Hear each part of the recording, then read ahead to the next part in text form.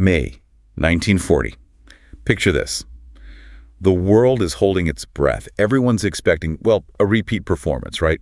World War I, trench warfare, that grinding horror. Absolutely. All the Allied armies, French, British, Belgian, they were all positioned up north, poised for this huge clash along the Dial River in Belgium. Thinking the Germans would follow the same old script? The Schlieffen Plan, version 2.0? Exactly. A massive frontal collision. That was the expectation. But history had a plot twist ready.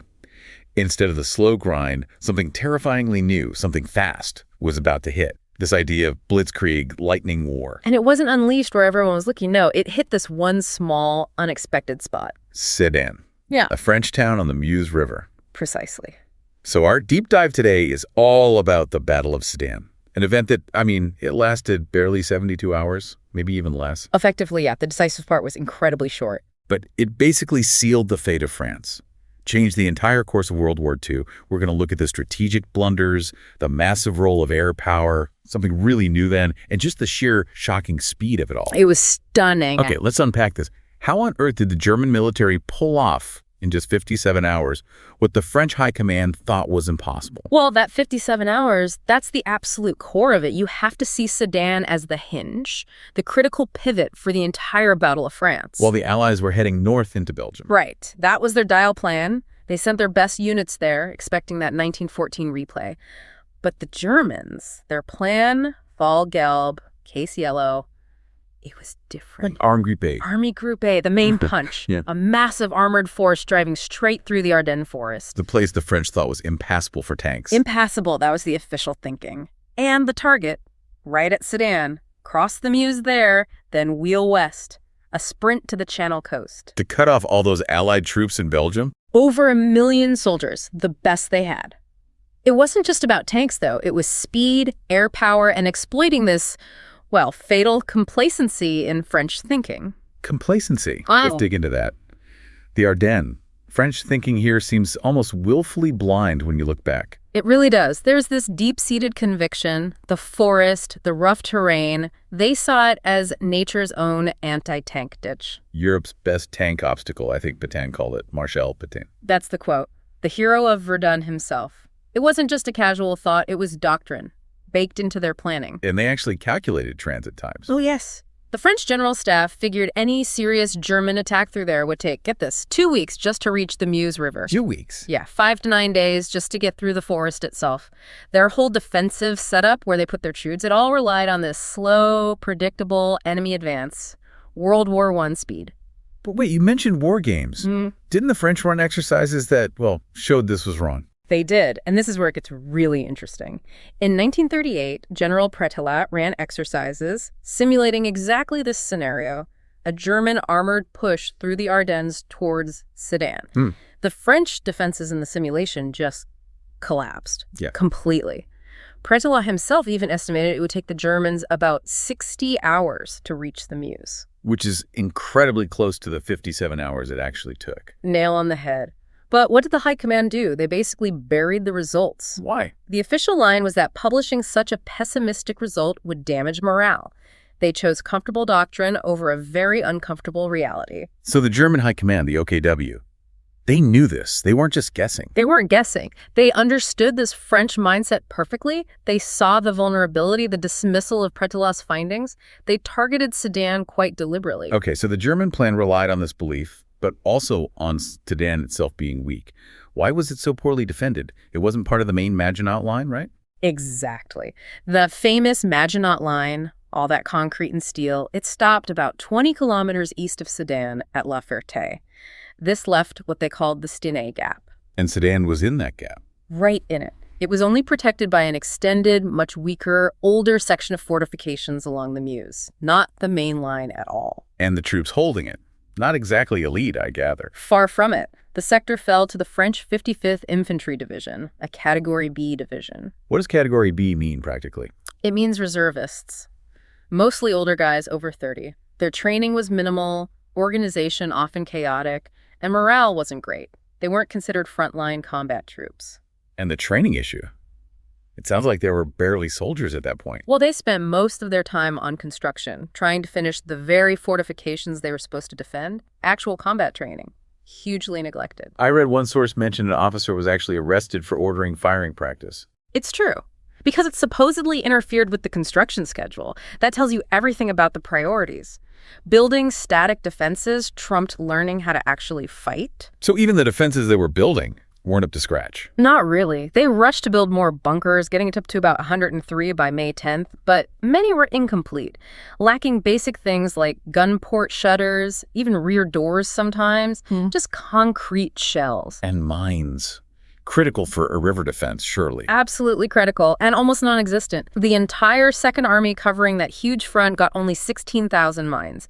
The 55th Division, right at Sedan, received just 422. 422 for the main expected thrust point. Pitiful. And not all were even laid properly. A river defense without dense minefields to channel attackers is, well, it's basically just a river. Sedan was effectively wide open. And the Germans knew. Their intelligence picked this up. Yes. The Luftwaffe was flying regular recon missions. Their photo analysts looked at the construction sites and realized these formidable barriers were mostly just unfinished work, empty shells. So that confirmed Guderian's plan. Attack the soft spot. Precisely. It gave Guderian the final piece of evidence he needed. Sedan was the Schwerpunkt, the point of maximum effort. They knew exactly where to hit. Let's talk about that concentration of force. Army Group A got the lion's share of the good stuff, didn't it? Oh, absolutely. They received something like 1,753 heavy tanks, the Panzer IIIs and Voyeurs, the ones that could really fight. Army Group B, the one making noise up in Belgium. They got mostly older, lighter Panzers. A deliberate feint. And Guderian's group, the 9X Panzer Corps, was the very tip of that spearhead. The sharp end, about 60,000 troops, nearly 800 tanks across 3 Panzer divisions, 1st, 2nd, and 10th. A huge concentration. But even within the German command, there was nervousness about this, right? Guderian had to argue for Sedan. He did. His direct superior, General von Kleist, was worried. He thought Guderian was concentrating too much force in one narrow spot and wanted the crossing further west, near Flies. Why did Guderian insist on Sedan? 2 main reasons. 1, Schwerpunkt. Maximum concentration for a decisive breakthrough. 2, he wanted to avoid the known French artillery strongpoints near Charleville-Mézières. Sedan looked tactically weaker. He won the argument, obviously, but it put immense pressure on him. Absolutely. He'd put all his chips on this one number. Failure wasn't really an option. Now, here's a fascinating point from the sources. We think of German material superiority, but at Sedan itself, the French actually had more artillery pieces. Numerically, yes. The French 55th and 71st Divisions facing Guderian had about 174 artillery guns compared to Guderian's initial 141. On paper, they should have been able to plaster the crossing sites. So what went wrong for the French artillery? Well, partly it was the shock we'll talk about later, but critically for the Germans, their own artillery got delayed. Moving heavy guns through those Ardennes traffic jams was slow. So Guderian didn't have his full artillery support when he needed it most. Exactly, and this forced his hand. He couldn't rely on his guns to suppress the French batteries. He had to rely on something else. Their power. Air power. The Luftwaffe had to become his flying artillery. It was a revolutionary moment, really. And the scale of that commitment was huge. You mentioned 4,470 aircraft. Yes, committed by the German High Command specifically for this crossing. We're talking 600 medium and light bombers, 250 Ju-87 Stuka dive bombers, and 500 Bf-109 fighters for protection and ground attack, concentrated on just a few miles of riverbank. Unprecedented in 1940. Absolutely unheard of. And it wasn't just the number, it was how they used them.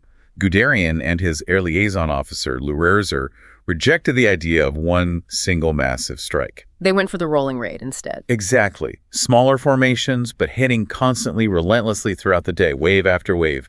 No pause. What was the goal? Not just destroying bunkers, obviously. No, the bunkers were tough. The goal was threefold. Physically suppress the French artillery crews, knock out command posts and communications, and maybe most importantly, shatter French morale. Pure psychological warfare. That psychological aspect, especially on the morning of May 13th, described the intensity of that air assault. It was the heaviest bombing the world had ever seen up to that point. Luftflotte 3 and Luftflotte 2 threw everything they had at it. One wing, Stützkampfgeschwader 77, flew over 200 sorties just by itself. In total, nearly 4,000 sorties flown against those French positions. 4,000 flights, hitting the same small area. Focused especially on the Marfie Heights south of Sedan, where the bulk of the French artillery was dug in. And the Stukas, The sirens? the sirens, the Jericho trumpet, purely psychological. Imagine being one of those French reservists, maybe not well-trained, already nervous, and hearing that screeching dive again and again all day long. It was designed to terrify. And it worked, even if the bombs didn't destroy the concrete. Yeah. You said only 56 French casualties from the bombing itself. That's the incredible statistic. Very few physical casualties from the bombing run itself. The bunkers held physically, but defense was crippled. Ow. Communications first. Telephone lines were laid shallowly, often in the open. They were cut to ribbons, severing command links. Units were isolated. But more than that, it was the human element. The gunners. The French artillery crews, the guys who were supposed to stop the crossing, they were completely traumatized. The noise, the constant near misses, the feeling of helplessness. Many abandoned their guns, fled their positions, even before the German infantry started to cross the river. So the Blitzkrieg wasn't just tanks. It was this combined arms shock hitting the enemy's nervous system. Precisely. It paralyzed their ability to react, attacked their will to fight before the main ground battle even began. Okay, so the air assault has done its work. The ground assault begins late afternoon on the 13th. 3 main crossing points. Let's take the 1st Panzer Division first. Right, near Gaulier. They had the elite infantry regiment Grossdeutschland with them. They hit initial resistance, especially from one stubborn bunker, number 211. Small arms fire held them up. For a bit, yes. The bunker crew fought hard. Standard anti-tank guns couldn't crack it. So what did the Germans do? This shows their flexibility. They didn't wait. They didn't follow rigid procedure. They wheeled up an 8.8 centimeter flak gun. An anti-aircraft gun used against a ground target. Exactly. Highly unconventional at the time. But the 88 was powerful and accurate. Fired directly at the bunker embrasure, knocked it out, problem solved. That adaptability seems key. Crucial. Once that bunker was gone, the Grossdeutschland pushed hard.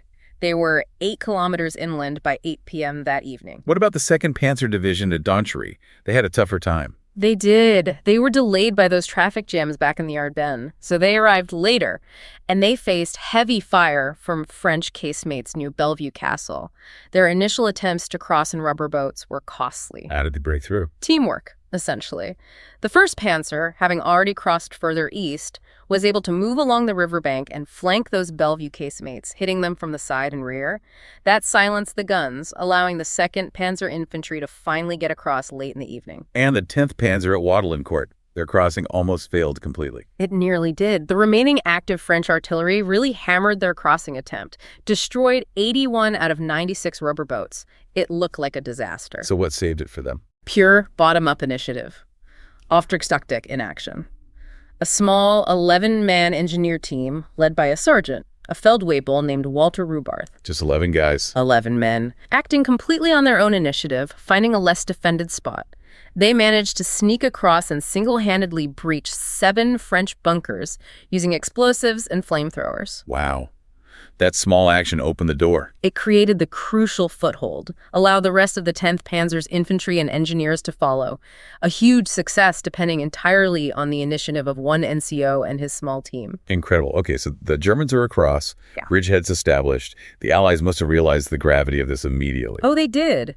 General Bilot, a senior French commander, famously said of the bridges the Germans were building, "Over them will pass either victory or defeat." The urgency was palpable. Which led to the desperate air attacks on May 14th. Yes, the Allies threw everything they had left in the air at those pontoon bridges. The RAS Advanced Air Striking Force, the French Air Force. It was their last chance to sever Guderian's lifeline. But the Germans were ready for this. They anticipated it. They rushed flak units forward. We're talking over 300 anti-aircraft guns densely packed around those bridgeheads. It created a lethal curtain of fire. Allied pilots called it Hell Along the Meuse.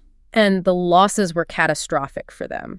Out of 71 RAF bombers sent, somewhere between 40 and 44 were shot down. That's a loss rate of over 50% in one mission. Yes, between 56 and 62%. Utterly devastating. The French lost heavily too, around 30 fighters. It effectively broke the back of Allied air power over that crucial sector. And cemented the German breakthrough. By nightfall on the 14th, hundreds of German tanks were across. Over 600 tanks and other vehicles. The aerial victory was decisive. But something else had happened the day before, on the 13th, that made this consolidation possible. The Panic of Bolson. Exactly. And this is crucial. It wasn't about German tanks arriving somewhere. It was about fear and rumor. Tell us about that. Around 7 p.m. on May 13th, hours before any significant German armor had even crossed the river, let alone reached Bolson, which was 10 kilometers south, a false rumor started spreading. A rumor about German tanks. Yes, possibly triggered by a garbled artillery report.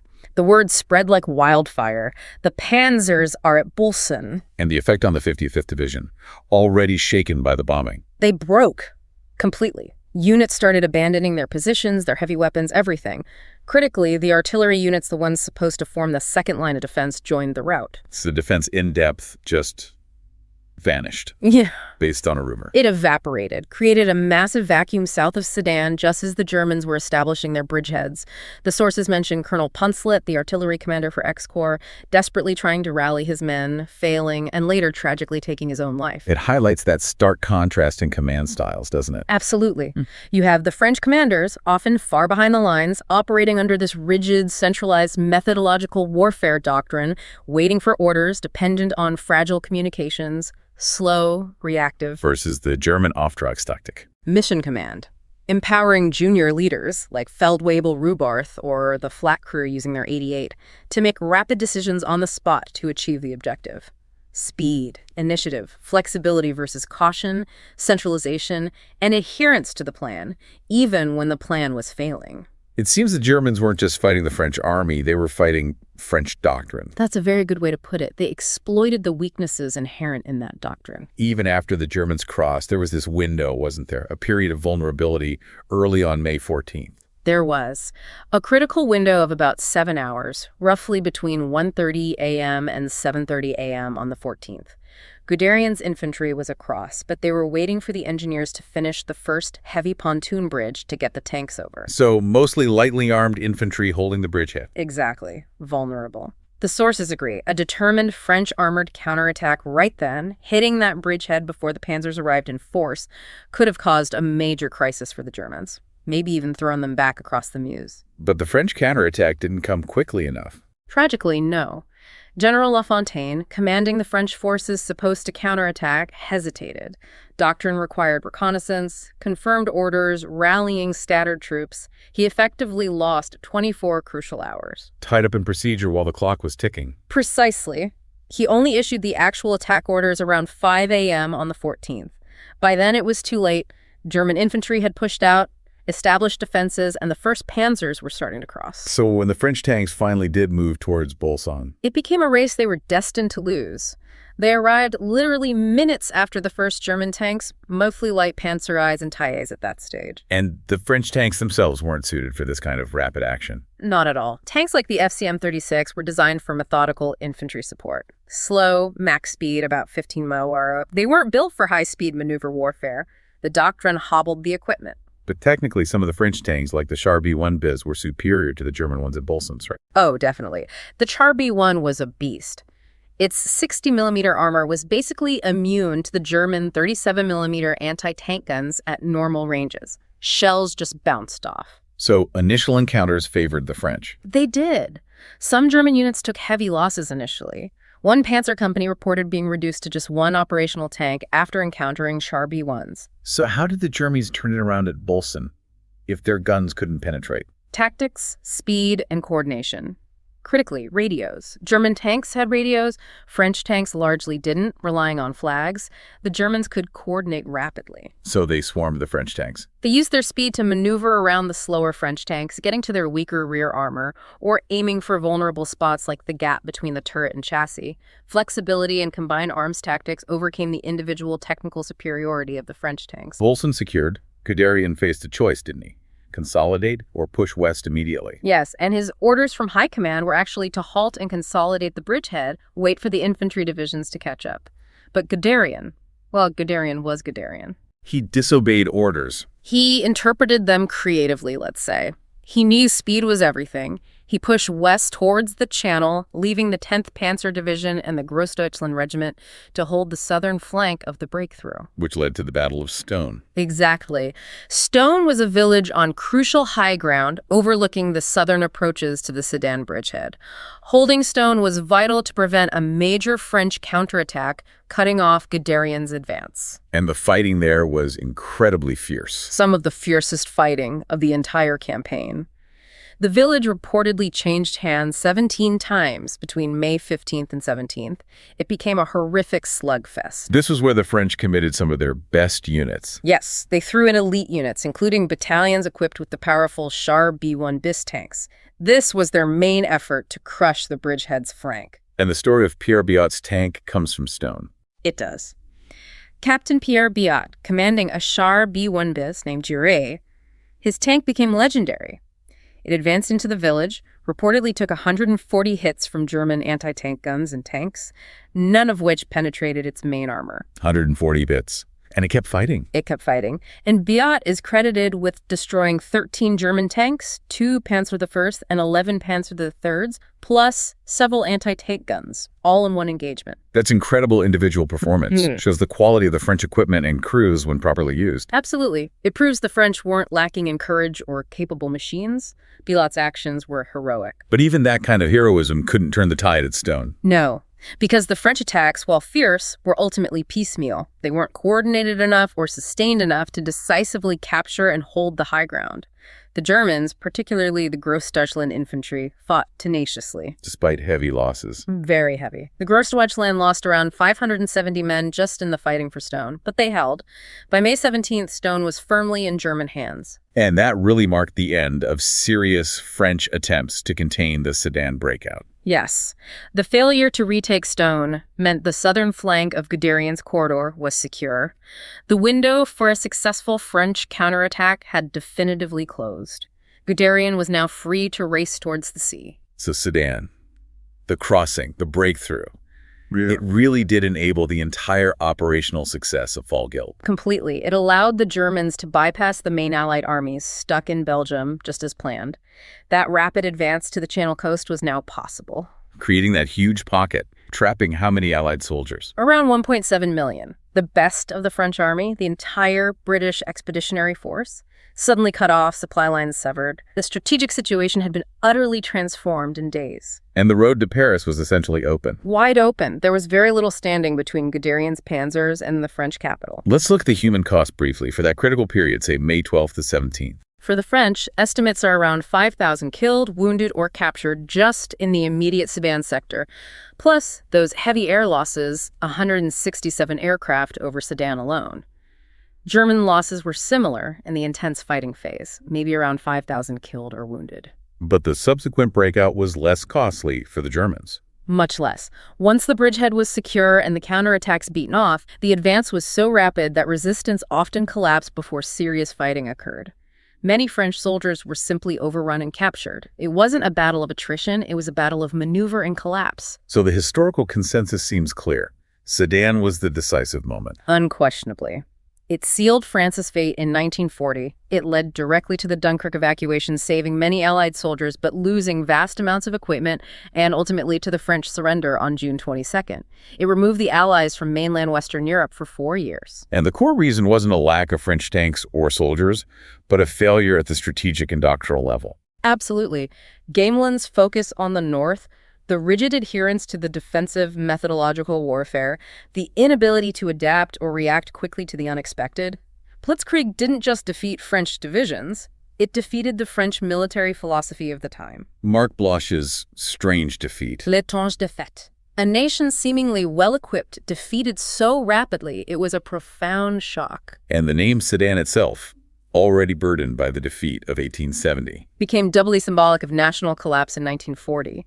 A name synonymous with disaster for France. Okay, let's recap those key takeaways. Yep. We had the French High Command miscalculating the Ardennes timeline by almost 2 weeks, a fatal error. We had the Luftwaffe acting as flying artillery, using psychological shock, the Stuka sirens, to paralyze defenses even more than physical destruction. And that critical failure of command and morale during the Panic of Bolson, where rumor achieved more than panzers had yet managed. Crucial moments, all of them.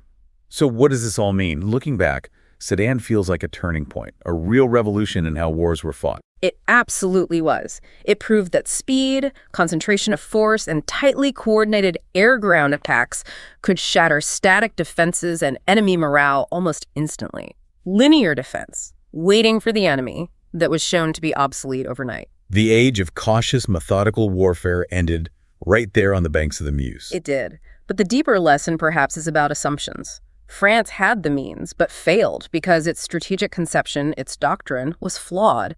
It assumed the enemy would play by the old rules. Which leads to a final thought for our listeners. Yes. Think about today. Where do we see modern organizations, maybe even nations, making similar assumptions? Assuming that established barriers, whether geography, technology, rules of engagement, whatever, are insurmountable. How often are they surprised by an opponent who simply refuses to play by the expected rules, who finds a way through the impenetrable? How often is diligently preparing for the last war the biggest vulnerability when the next one arrives? Something to consider.